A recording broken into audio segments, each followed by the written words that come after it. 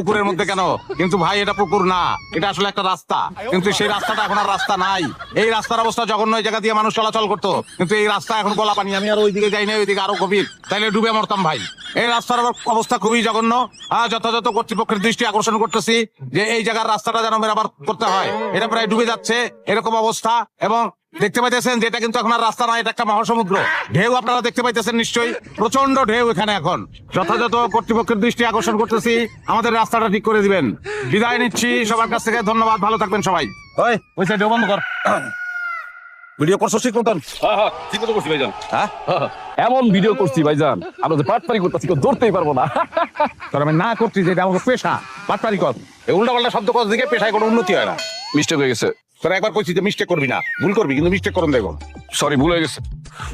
তুই আমার মায়ের পেটের আপন ভাই, তোর যে দশা, তোর কোনো জায়গায় চালানের মাল তুই না। তুমি না আমার বড় ভাই, তুমি শুধু কথা কথা আমার বড়